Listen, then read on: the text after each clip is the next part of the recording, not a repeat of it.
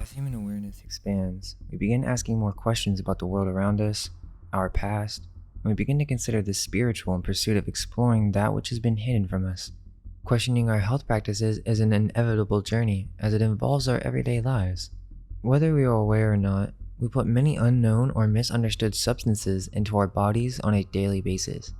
You would think that we would be more curious as to what we are ingesting, but old habits and convenience tend to stand in our way. Those who may find this title hard to believe are most likely still subscribed to the mainstream viewpoint of the world, or the cosmology of materialism that is so prevalent today. The general idea is that we were once cavemen and that we gradually gained a greater intelligence as time went on, and that now we are at the precipice of advanced human development. Well, of course, if you belong to the mainstream narrative including evolution, our historical timeline in which we gradually evolved from cavemen, right? Well, of course, a video like this would be very difficult to believe, but if one could let go of all presuppositions and think about this subject in an entirely new way, then it might be possible to peek into an aspect of self that is dark and suppressed that urgently needs to be surfaced again. So, what are pigs? Well, let's see what the mainstream narrative is. The domestic pig's oldest ancestor comes from the Anatolian wild boars from 10,500 years ago. There are a variety of different breeds, of course, yet they never give a common ancestor. They love to play this game in evolution when trying to make massive leaps between species. They don't really say this, but science is actively investigating the connection between swine and primates. Interestingly, there's a lot of research on this subject specifically in mainstream science. An article called "The Similarities Between Humans and Pigs" on science.org brings this topic up in a very strange way if you ask me. Quote, "You're a pig." It might be a common insult, but interestingly, there are a number of similarities between humans and pigs. End quote. Quote, "A new study has revealed a potential hidden evolutionary link between pigs and primates. Genetic elements called signs, short interspersed elements, are usually considered to be junk DNA left behind by marauding viruses. However, these elements may hold additional clues about our mammalian evolutionary history. Some scientists believe that the results are convincing enough to classify the swine into a family mainly inhabited by primates. Basically, they don't know for sure, but they have found certain clues. They know there is a connection. Now, isn't that interesting? University of Illinois animal geneticist Lawrence Shook and Jonathan Beaver have created a side-by-side comparison of the human genome and the pig genome that reveals remarkable similarities. Quote, "We took the human genome, cut it into 173 puzzle pieces, and rearranged it to make a pig," end quote, said Shook.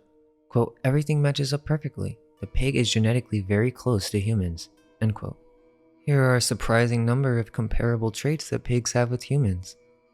For instance, we both have hairless skin, a thick layer of subcutaneous fat, light-colored eyes, protruding noses, and heavy eyelashes. Pig skin tissue and heart valves can be used in medicine because of their compatibility with the human body. In fact, medical students often practice suturing on pigs' feet.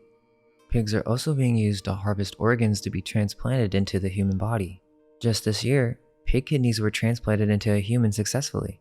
The headline reads, "Experts predict that such non-human to human xenotransplants may become viable options within the next decade." There's a lot of research on this topic. Just type in pigs and human DNA. So, we can conclude that mainstream science is looking into this. Now, there are some scientists who have established credentials whose theories are not accepted at mainstream universities. Athens geneticist Gene McCarthy sees that today in the modern world, pigs are used to conjure filth and greed. But after years of research into the species, McCarthy sees a kindred spirit within pigs, and he has a theory called the hybrid hypothesis.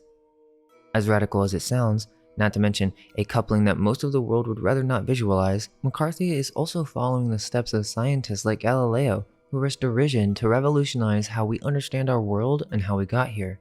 McCarthy has offended evolutionists and creationists alike, and even had a ribald comedy sketch aired on late-night TV. Now, I should mention that McCarthy still comes from a mainstream point of view of the world, but I think his theory is very interesting to consider.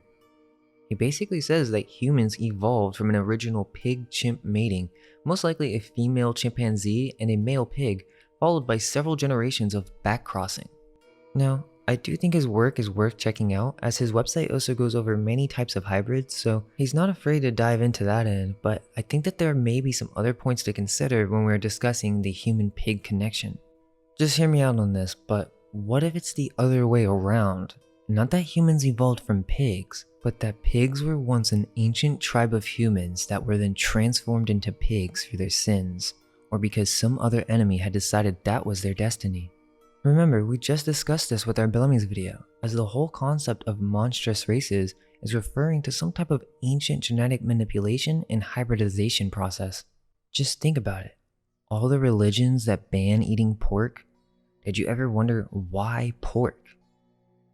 Although the message and instructions from these religious texts are quite clear in their rejections of pigs and their meat, the underlying reason for their prohibition remains unclear till this day. The main reason given is because they do not chew cud, yet it frustratingly does not explain why not chewing cud is so problematic. Now, if you don't know what cud is, many animals eat their food and then it actually gets regurgitated and comes back out and then they eat it again, but pigs do not do that.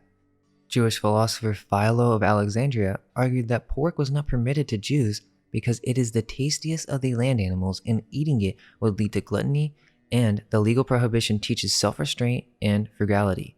In addition, he thought animals that chew cud are permitted because as vegetarians, they befit non-violent, gentle-mannered souls, and their literal ruminating on their cud models the intellectual ruminating of good students who ponder the principles of knowledge taught by their teacher. Yeah, I don't know about all that, and there's other reasons that they give. Some say that it's because pigs were dirty or because of what they ate, etc., but the message that these religious texts are clear. Pigs should not be eaten, and by doing so, you are essentially tainting your soul or sinning. Let's just keep that in mind as we progress. Now, we all know Homer's Odyssey and the story of Circe. Circe, who was a sorceress and the daughter of Helios and the ocean nymph Perse, she was capable by means of drugs and incantations able to transform humans into animals. When the Greek hero Odysseus visited her island, Aia, with his companions, whom she changed into swine, Odysseus, however, was protected by the herb moly, which was a gift from Hermes. Now, it may be called moly because it seems that this is where the term holy moly comes from. We have to keep in mind that Circe throws a feast for Odysseus' crew, which seems to be a crucial component before they can be turned into pigs. They must digest something. Once they ingested a particular substance, most likely some type of ritualized collection of symbolic ingredients that were then programmed with a particular intention, the sorceress Circe then lifts her wand and starts chanting incantations that then turn these humans into swine. Now to me, this sounds like some ancient alchemical process, and who are we to say that some type of technology, yes, even magical, but it was scientific back then and it was based on metaphysical principles, something our modern day sciences reject completely, or is it really just suppression? Another interesting connection is the first avatar of Vishnu was a boar man. Is this another possible human-pig connection? Anime is one of the biggest revealers of truth in my opinion, and I truly feel that many of these creators of these stories have to either know some hidden truths on history and or they're channeling and connecting with some type of collective spirit that is then passing along this information in a subconscious way. In Spirited Away, we have a direct reference to this phenomena. Also notice how this is multi-symbolic as we're dealing with spirits in the astral realm. Chihiro is the central character. She's a 10-year-old girl whose family is moving to a new house. He doesn't like it one bit. The family gets lost and finds himself at a gate to an abandoned theme park. They enter the park, her parents do so eagerly. Chihiro is reluctant. As night falls, lights begin coming on in the otherwise abandoned buildings. Wonderful aromatic food appears here and there. Her parents begin eating, though there's no one to serve them, but Chihiro refuses to eat and continues to explore. When she returns to them, they have become pigs. Later we see that they're in a farm where here are her parents as naked sleeping pigs. Haku tells her to look at them closely so that she's able to recognize and identify them, though he says nothing about why this is so important. She goes about her chores for the day, which are arduous, dirty, and stinky. Then, that night she dreams that she visits her parents in the pig pen. All she sees is pigs. She awakens to be given a test by Yubaba. She must examine the pigs and identify her parents. The pigs are then transformed into bath workers. Were they pigs or people the whole time? Another Miyazaki film also has a similar pig motif called Porco Rosso. The only difference is that Porco actually resembled being human, but some type of hybrid, whereas Chihiro's parents are either fully human or fully pig. Wired, robot identifies human flesh as bacon. Researchers at NEC System Technologies and MIE University have designed the cute little guy to the right, a metal man gastronomist, quote, an electromechanical sommelier capable of identifying wines, cheeses, meats, and hors d'oeuvres. Upon being given a sample, he will speak up in a childlike voice and identify what he had just been fed. The idea is that wineries can tell if a wine is authentic without even opening the bottle, amongst other more obscure uses, like, quote, tell me what this strange grayish lump at the back of my freezer was. But when some smart aleck reporter placed his hand in the robot's omnivorous clanking jaw, he was identified as bacon. A cameraman then tried and was identified as prosciutto. So there's this article that actually covers reviews of human flesh by real cannibals, and they all seem to think it tasted like pig or long pig. Author Shawcross went to prison for murder, but after serving 15 years, he was released and then started doing it again and ended up right back in prison. He described his gruesome murders, which I'm not going to go into here, but listen to this. Quote, in correspondence with writer Christopher Berry D., Shawcross reiterated that human flesh tastes like pork, suggesting that people should think of that the next time they sit down to ham, bacon, or a juicy pork chop. End quote. Think about how many people were in love with bacon. I really wonder if they knew this information, would they be able to truly enjoy it? Also, this term long pig refers to an ancient term for human flesh that was eaten by cannibals. Early explorers and missionaries who contacted cannibal Pacific Islanders were told that human flesh tasted similar to pork, thus the term long pig. According to Google's Ngram viewer, the popularity of the phrase long pig was greatest from 1880s to 1920s, a time when many Pacific Islanders were first contacted and studied. The term is rarely used now, except in historic context. Here are some examples that made it to mainstream news sites. Quote, thus in Melanesia, a human prepared for consumption was referred to as long pig, end quote, the Japan Times. I also found it interesting that this idea of cannibalism is promoted culturally, as with the case of Issei Sagawa, who literally became a celebrity in Japan after becoming free and writing a book on it. Now that we've made the connection between pigs and humans, we need to look into this idea of cannibalism as we see mentioned with almost every early civilization. But it is very interesting, as if you've seen our older videos, especially with Tartary Explained Part 3, where we went over the bald-headed giants who were cannibals. Now, there are many theories as to what is going on, such as that this is just a cover-up in order to frame certain civilizations in these areas as savages, justifying the Jesuits coming in and conquering them. Or that these are depictions of the remnants of a great civilization that went through some great cataclysm that then resulted in cannibalism in order to survive. In order to get into all of this, we have to understand who made these engravings, because all of the first depictions of the New World basically come from one historical figure known as Theodore de Bry. I'm sure almost all of you have seen his work. It's very interesting because even though he may have been working for the hijackers, he may have disagreed and actually was forced to do these things because of his knowledge of creating detailed copper engravings.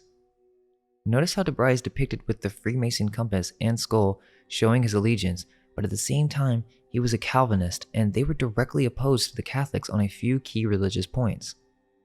Now, someone posted on the Discord some really crazy stuff that I found very intriguing, and it's this idea of human meat markets.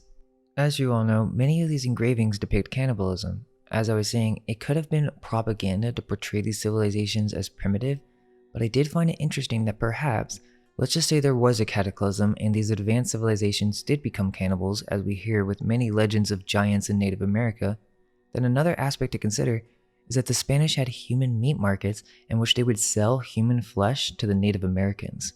The natives during this time would buy meats with artifacts and jewelry. Now, where did they get this stuff? And if you guys remember the video we did on Norm Vega, it's the part 2 video, We covered Ingram's account of these cannibals, and he described them as living in abandoned temples, and they had all sorts of gold and pearls. At least, this is what is described, as during these times, there were many who viewed Spain in a negative light, possibly due towards its domination by the Jesuits. And during this period, the Black legend reigned prominent. Of course, all these accusations are considered to be nothing but conjecture by mainstream scholars. Yet, if you think about it, that really makes a lot of sense, because after a cataclysm, you'd be starving. They most likely survived by going underground, so they didn't have much to eat. The Spanish or Jesuit Phoenician-funded corporation at this time most likely knew that these peoples were the survivors of a cataclysm and were advanced in the recent past. There's even evidence to suggest that these cataclysms were brought about consciously through some type of ancient technology. But that's another story. So they thought, okay, we'll feed them, but let's feed them human flesh, as to taint their souls and to curse them. Now, to where did all this eating of meat really come from? There were times in humanity's past in which we did not require any type of food or drink to sustain ourselves. We actually lived off the aether. That may sound crazy, but you either belong to the world of materialism or nothing, which is the mainstream narrative, or you can belong to the cosmology of something, that of spirit. For if evolution is not the answer to human origins, we must explore non-physical explanations. This is the philosophy of the ancients, and it's nothing new. We originally were pure creative spirits that then slowly started becoming materialized, starting with the Garden of Eden, where we ate strictly a diet of fruits, as was referenced by many Greek legends with the Hybridization. After the flood, corruption began to creep into civilization. Cataclysms would continue to happen locally depending on different cultural practices and traditions, something that many ancient religious texts speak very clearly of. These conscious cataclysms then led to specific cults. These cults would then worship specific bodies and perform black magic in order to change their circumstances, such as making it rain or to end famine. After time, very powerful cults arose, including the ancient Hebrews, who were technically the Phoenicians. Now, I must make it clear that the early Phoenicians were the Aryan priesthood of Iessa. No, that does not mean white, it means noble ones or ancient teachers from Atlantis. Over time, this priesthood became corrupted and turned into a Saturnalian cult. The word cannibal comes and refers to Canaan, Baal, or the Canaanites who worshipped Baal, indicating that this is the origin of the phenomena on a grand scale. It is ingrained within the etymology. Most of you know about Baalbek, with the massive blocks of stone that no modern crane could lift. Well, they say this temple was built for Baal, but I think this is an older ancient temple created by the early Phoenicians or Druids, Irish, before they had become corrupted. I don't think people with such desperate needs to eat flesh to please some god would be capable of building such a structure. The Canaanites then spread their influence into political power through Rome. This is how Catholicism took over, Catholicism then being the leading influence behind the Knights Templar, Rosicrucians, Jesuits, then the Venetian Renaissance. These people brought this ancient cult practice into a global mainstream phenomena. We have to remember that our entire timeline is messed up and that many of the myths of Europe all speak of an ancient race of fruit-eating people. The vast majority of ancient philosophers were all vegetarian. Check out Were the Tartarians Carnivores if you are curious for more information on that. So how did we get to this point where many of these countries in Europe eat primarily meat? It may be entirely possible that this is connected to the Flavians or flavor, the ones who heavily distorted our perception of taste. Josephus, one of the famous ancient historians that we get all this information from, brings up the subject of child eating many times. In Deuteronomy, it's very specific that for failing to observe the commandments, quote, "The Lord will bring against you a far-off nation. They will besiege you within your gates, and you will eat the fruit of your own body, the flesh of your sons and daughters." End quote. The Bible actually makes several references into a destruction of peoples involving the eating of sons and daughters. It's obvious that this is not just something to do with pagans, but something to do with cataclysm and war. Cannibalism is not a natural phenomena. As mentioned in the Were Tartarians Carnivores video, there are many ancient philosophers who speak of a tainting of the soul when eating any type of flesh. Now imagine how badly it would corrupt our spiritual temples if we were to eat human flesh, right? Even most carnivores would think that's very dark and twisted. But what if you don't know you're eating human flesh? We covered how this could have taken place in ancient civilizations. How imagine in the modern day? I mean, they basically feed kids pure liquefied pigs in sugar, and we have this iconified in culture as gummy bears.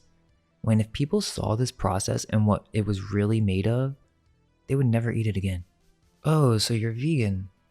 Well, they're doing this in all sorts of products, so you gotta look out for ingredients such as natural flavors. And think about it, I mean, humans aren't technically animals, so it's still vegan.